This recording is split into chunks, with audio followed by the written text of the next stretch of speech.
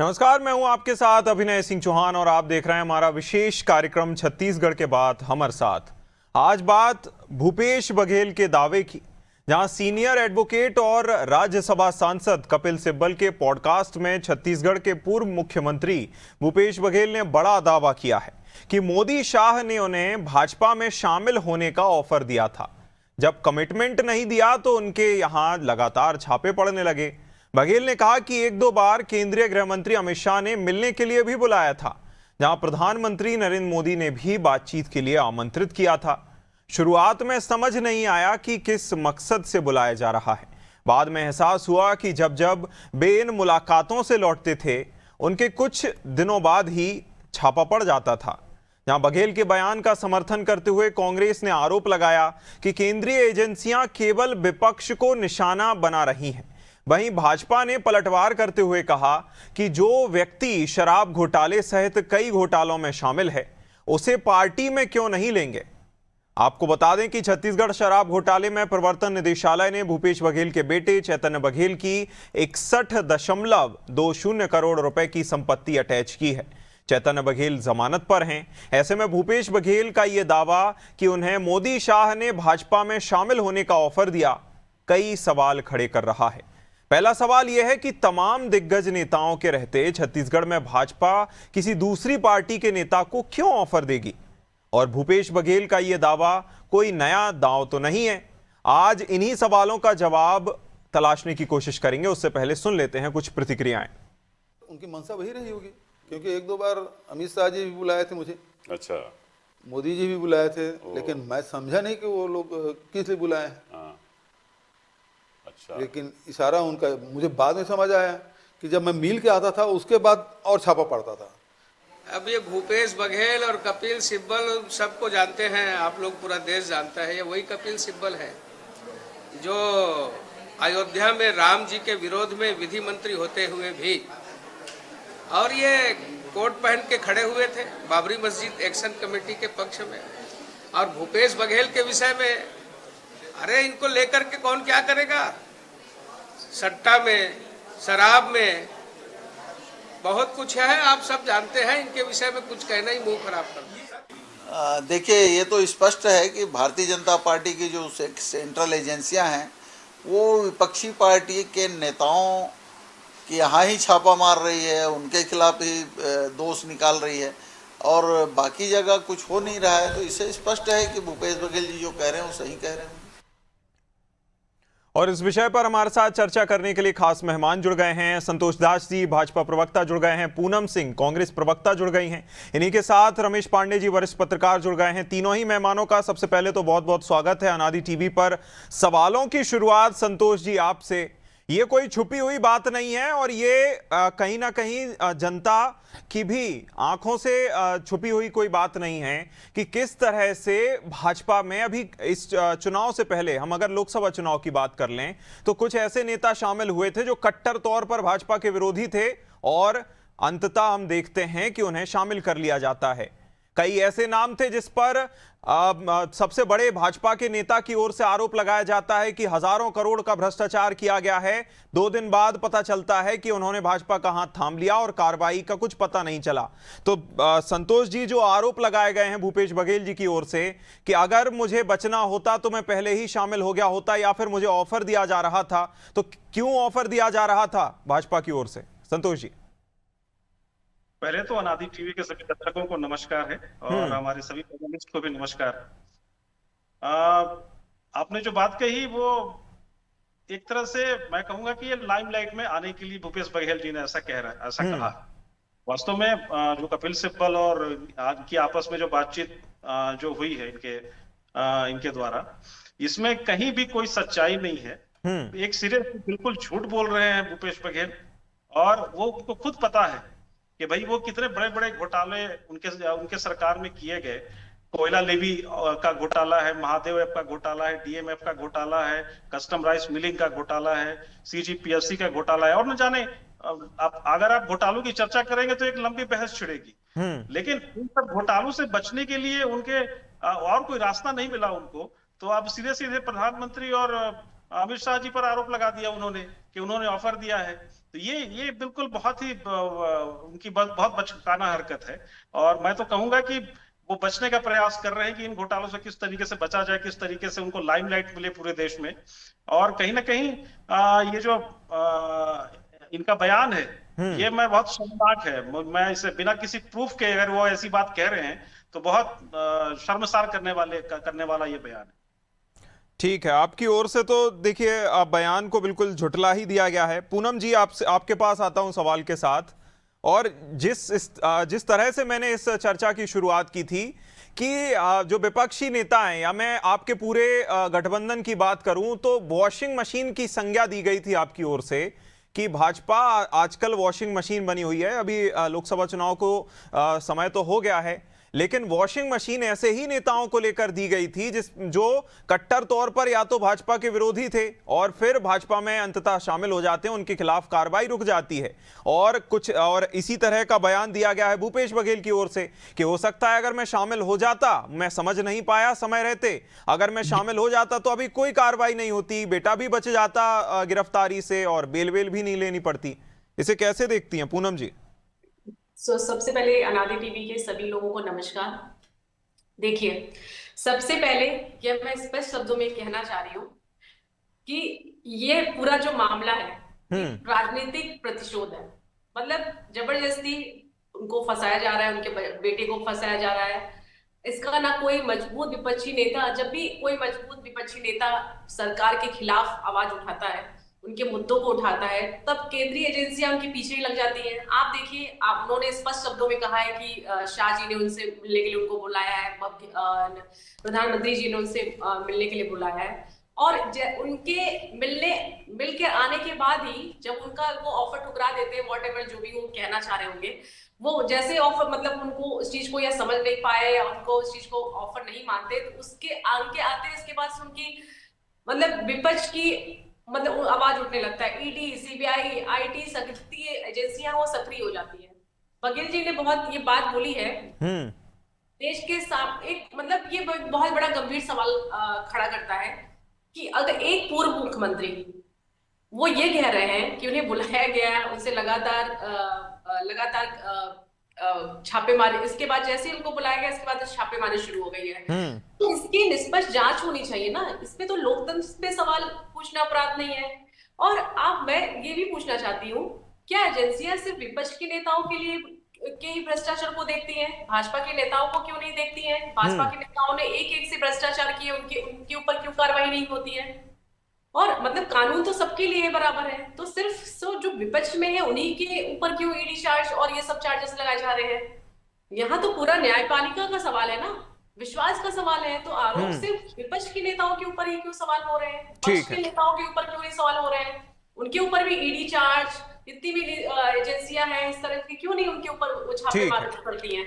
चलिए, ठीक है, चर्चा आगे बढ़ाते हैं। रमेश जी, मैं कुछ नाम लूंगा और थोड़ा इस चर्चा को हम अगर छत्तीसगढ़ की बाउंड्री से बाहर लेकर के जाएं तो दिल्ली में तत्कालीन मुख्यमंत्री अरविंद केजरीवाल, झारखंड के तत्कालीन मुख्यमंत्री हेमंत सोरेन और कहीं ना कहीं 2-4 नाम और मैं बड़े ले सकता हूं, लेकिन चर्चा बड़ी हो जाएगी।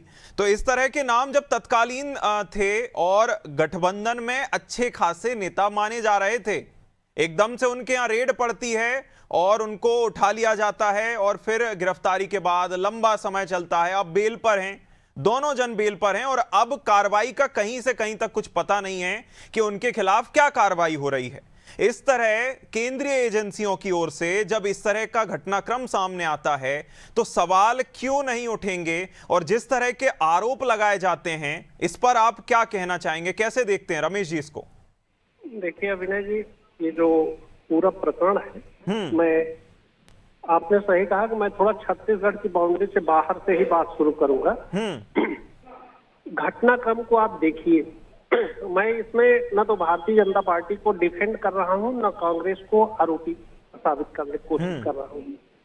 आपको 3 घटनाओं का मैं जिक्र करूंगा। भूपेश बघेल जी ने जो कहा वो पहले नेता कांग्रेस के नहीं, इससे पहले उत्तर प्रदेश के बहुत बड़े कद्दावर नेता हैं, प्रमोद तिवारी का नाम सुना होगा आपने, 2 बार के राज्यसभा सदस्य हैं, वर्तमान में भी वो राज्यसभा सदस्य हैं। और पिछले 40 सालों से वो कांग्रेस की राजनीति में अजेय विधायक रहे हैं प्रतापगढ़ जिले से। उन्होंने एक पॉडकास्ट में कहा कि भारतीय जनता पार्टी ने हमको मुख्यमंत्री बनाने का ऑफर दिया था कि आप कांग्रेस छोड़ करके भाजपा में आइए, मैं उत्तर प्रदेश का मुख्यमंत्री बना दूंगा आपको।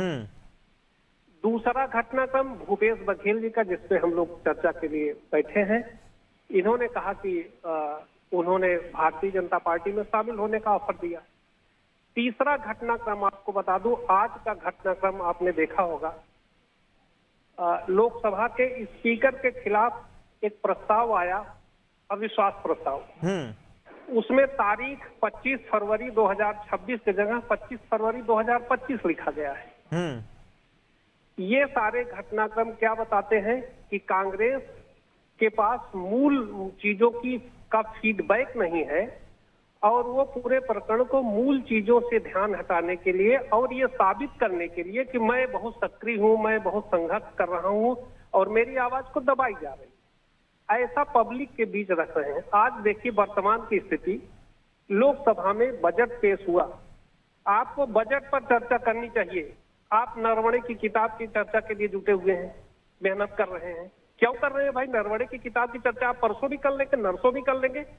आज बजट पेश हुआ तो बजट से, चूंकि बजट जो पेश हुआ उस पे इनके पास कोई मौलिक फीडबैक नहीं है, उसके अगेंस्ट क्या बोलेंगे? इन्होंने अध्ययन नहीं किया है।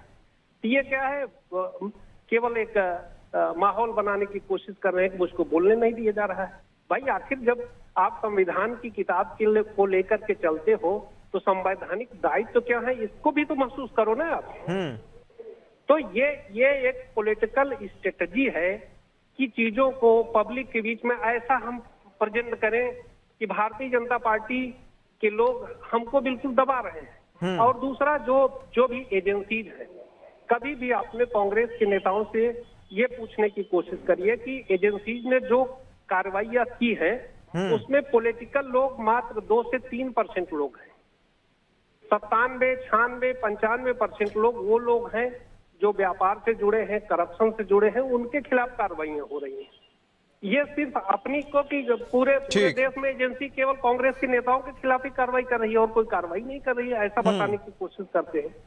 तो ये एक तरह से एक प्रायोजित एजेंडा है और इनके बयानों में कोई दम नहीं है। न प्रमोद तिवारी के बयान में कोई दम था कि भारतीय जनता पार्टी में शामिल होने पे मुझको मुख्यमंत्री पद का ऑफर था, और न ही भूपेश बघेल के बयान में कोई दम है कि मुझको भारतीय जनता पार्टी में शामिल होने का ऑफर था। ठीक है, ठीक है। संतोष जी, आपके पास आना चाहूंगा। जैसा कि पूनम जी ने कहा कि आरोप आप लगा दीजिए, आरोप तो कांग्रेस भी लगाती रहती है, लेकिन इस तरह से चूंकि लंबे समय तक पूनम जी की पार्टी भी जो है सत्ता में रही है, तो उनको बेहतर पता होगा कि दुरुपयोग या उपयोग जो है सेंट्रल एजेंसीज का कैसे किया जा सकता है। लेकिन मैं ये जानना चाहूंगा संतोष जी आपसे कि आखिर एक ही दल के नेताओं के खिलाफ इस तरह की कार्रवाई क्यों की जाती है? जैसा आरोप था पूनम जी का कि आरोप तो आपकी पार्टी के नेताओं पर भी लगते हैं, हालांकि बहुत कम लगते हैं, ये ध्यान देने वाली बात है, लेकिन एक ही तरफ के गलत कैसे हो सकते हैं? अविनाश जी, ये तो बिल्कुल है कि एक ही तरह के व्यक्ति के पार्टी के ऊपर आरोप लगती है, ऐसा बिल्कुल भी नहीं है।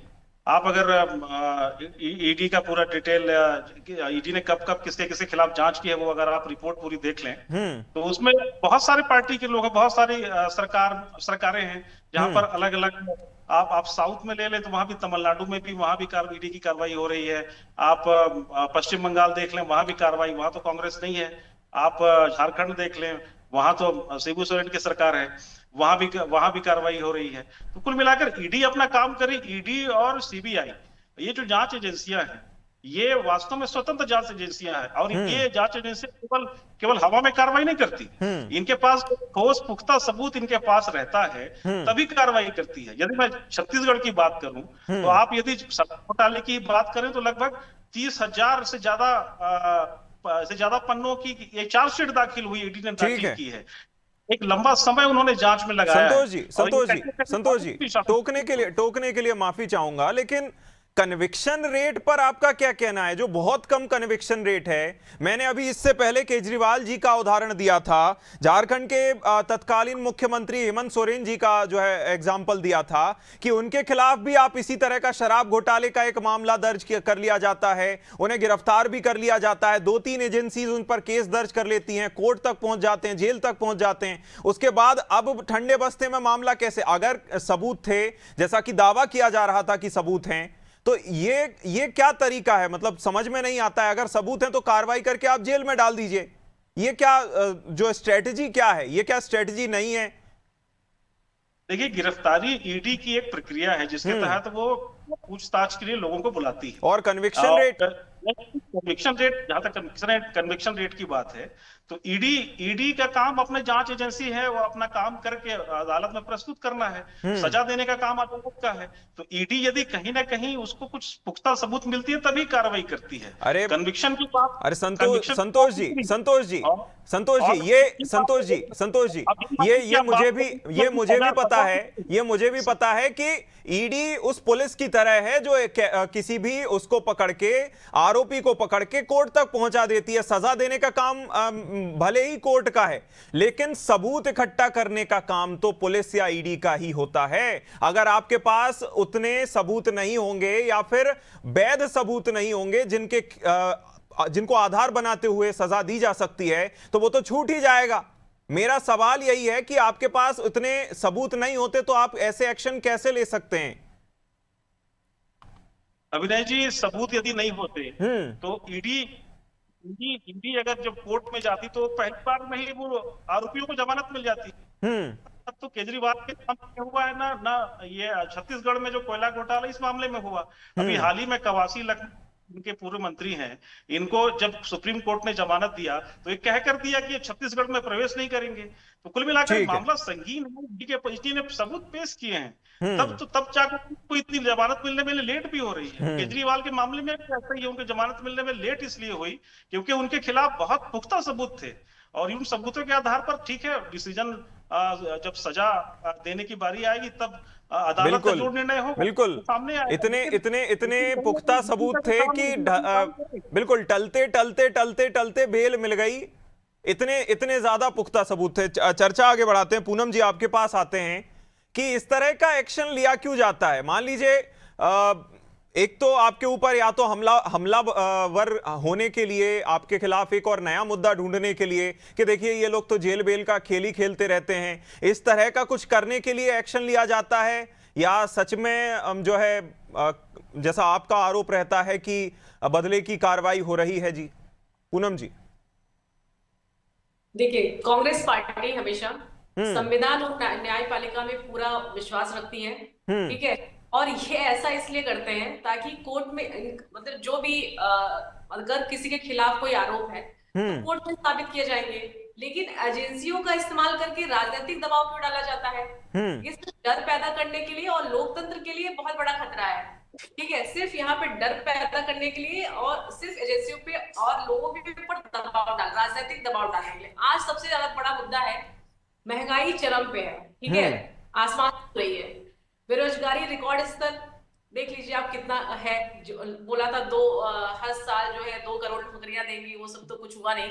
और दूसरा भी किसान परेशान है, लेकिन इन मुद्दों पे चर्चा करने के लिए कोई कुछ भी नहीं है। लेकिन आप जो है, अरे मुद्दा तो फिर मुद्दे पर हम नहीं जाते हैं पूनम जी। मुद्दे पर फिर हम आएंगे तो फिर मैं बजट को लेकर आपसे सवाल पूछ लूंगा कि बजट पर आपके नेता क्यों नहीं बोलते हैं।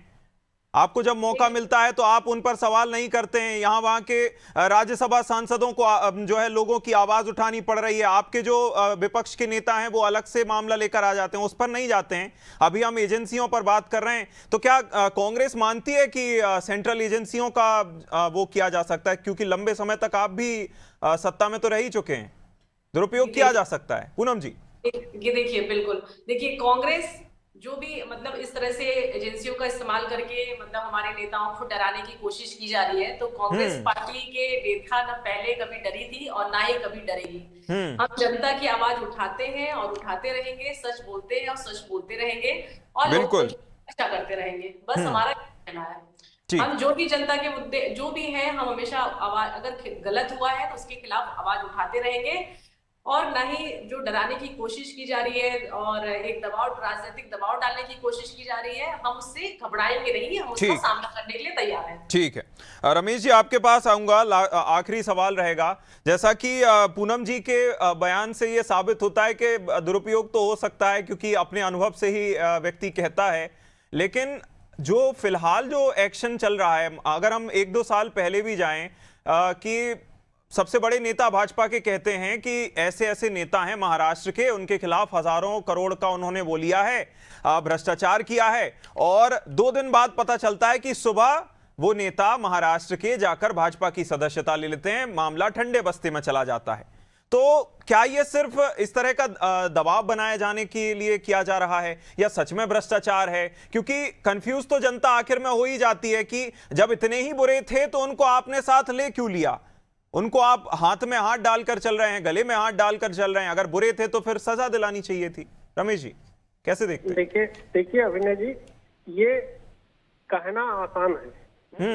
आपको मैं 2 बिंदु पे स्पष्ट करूं। अभी कन्विक्शन रेट की बात हो रही थी, तो आप केवल एजेंसी के कन्विक्शन रेट को मत देखिए, सिविल न्यायालयों में जो केसेज हैं उनका कन्विक्शन रेट देखिए, क्राइम केसेज, बड़े बड़े दुर्दांत अपराधियों के खिलाफ, आतंकवादियों के खिलाफ जो मामले हैं उसका कन्विक्शन रेट देखिए।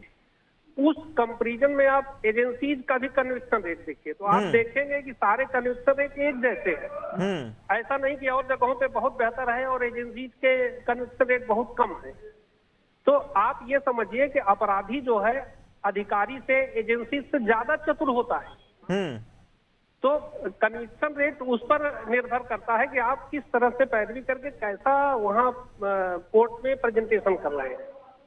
और रही बात जमानत से छूटने का, तब एक सिस्टम आ गया है कि किसी को भी आप 2 साल से ज्यादा का जेल में रख ही नहीं सकते हो, जमानत तो उसको मिलनी ही मिलनी है, मामला कोर्ट तय करेगा।